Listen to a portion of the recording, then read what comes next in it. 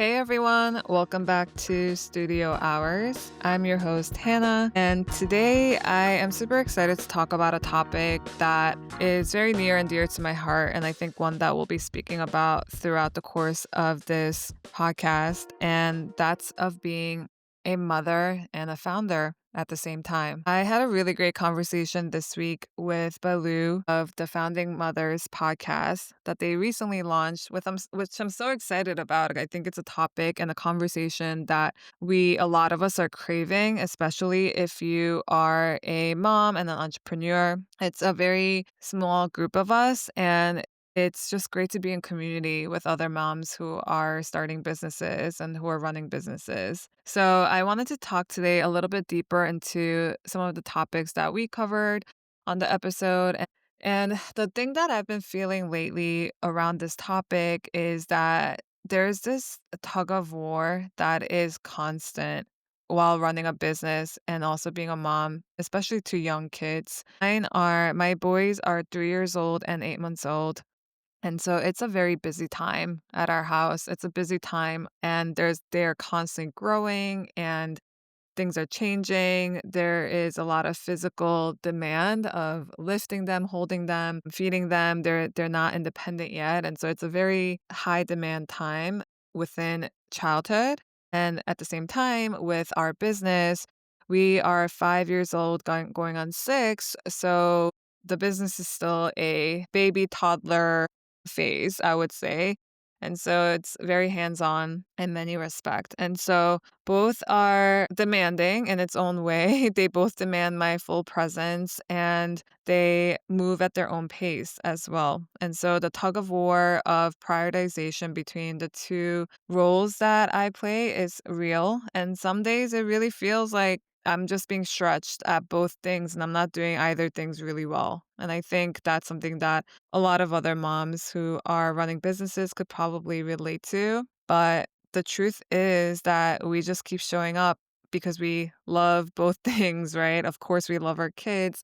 And if you started your own business, you also know that it's your baby in one way or another. And so in today's episode, I want to talk about just talking it out, being honest about what it feels like to navigate both of these roles and identities, and just some encouragement for my other moms who are going through it. So the first thing is it's the tug of war that really no one prepares you for. I think when you first have your child, it's really hard to even imagine, even if you have friends around you or family who've had kids, it's hard to imagine what the actual experience is going to be.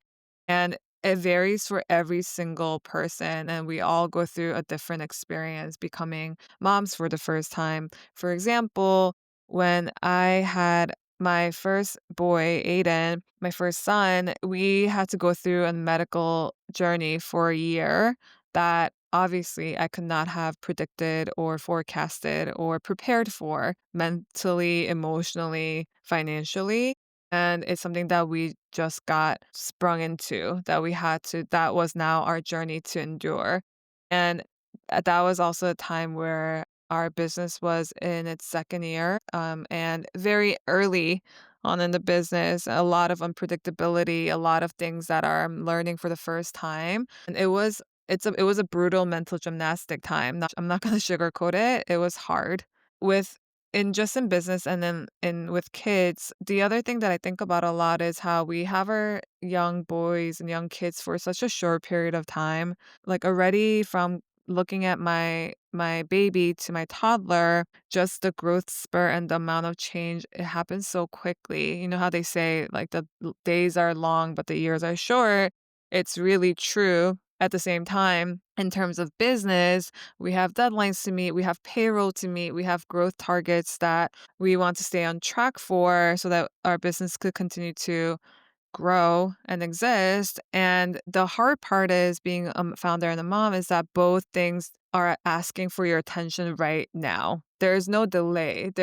I can't ask my child to stay 1 years old so I could cherish everything. And while I get my business done, they're going to keep growing. And we don't want to miss those moments. At the same time, with the business, we could always be doing more for your business. You could always be putting more input for an increased output, or as we like to think of it, And so the tension between those two things, it's so real and it feels like it's a constant trade-off. And really, I just want to acknowledge that if you're feeling that, it's real.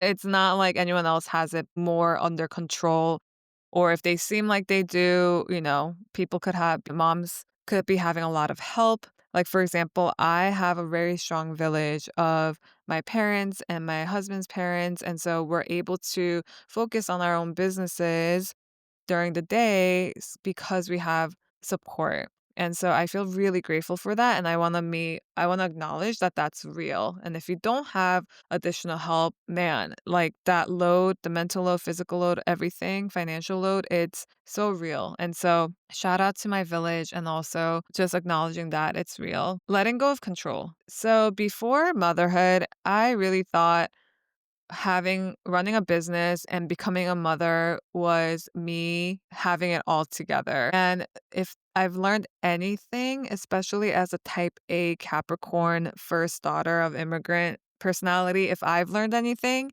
through motherhood, it's that I really have to let go and let things be, let things flow, let other people step in and allow them to shine and take control, and also letting go of this illusion of control in itself. Motherhood really forced me to loosen my grip. I've always felt like I was gripping towards my goals or achievements or my end result. And I've really learned that that is an illusion and it ends up weighing so much more on my plate. And I've really had to start trusting the people around me for my business and also trusting God that things are being taken care for, and that's true in business and of course with kids. We have kids that go out into this real world and we can't control everything. We can't control all of their safety or all of who they're going to be meeting. And there's so much faith that goes into both things that I've experienced. So much faith in knowing that I'm going to be taken care for, given that I try my best. And my kids are going to be taken care for given that we give them the best we can, and knowing that so much of it is also really out of our control. It's a hard pill to swallow, but I think it's one that has really brought a lot more peace for me personally in my personal life, with my family, and also with my business. The third thing I want to talk about is rejecting hustle culture. Before having kids, I was honestly all about just the grind. I felt like if I followed these Instagram marketing hustle methodologies, and so I'm talking about waking up really early, doing the most important things early in the day, continually chasing, rejecting everything else in life for the pursuit of growth. And if I repeated that version, that I would succeed. And I did subscribe to it for a little bit and I burnt out. It was a version of entrepreneurship that just wasn't working for me, and it was not sustainable for the long term. And to be honest with you, it's a very masculine coded energy, linear, relentless, do, go, go, go. And once I became a mom, and motherhood really taught me that life just doesn't work that way. Not the life that I want to live, not the version of success that I want to achieve. I've learned that we have to be able to flow and to build what I can in different seasons, and that there are seasons that, like, just like our menstrual cycles, there are seasons where things flow better, there are seasons to hibernate, there are seasons where we have to pull back and reassess our strategy in business. There are seasons with our kids where they're teething and so we're up all night. There are seasons where they're sleeping so well through the night. And in the past, I've tried so hard to create a sense of control, a sense of schedule, so that I could quote unquote maximize and optimize everything. And it really burned me out. And so now I'm at a season in my life where, with my business and also with my kids, that I have to just trust that I'm doing my best and that it's enough for this season, and that I will have the right tools to do what I can, and also ask for help, and also accept that I'm not going to be maximizing every hour of my day with both business and that's not for me really truly living fully.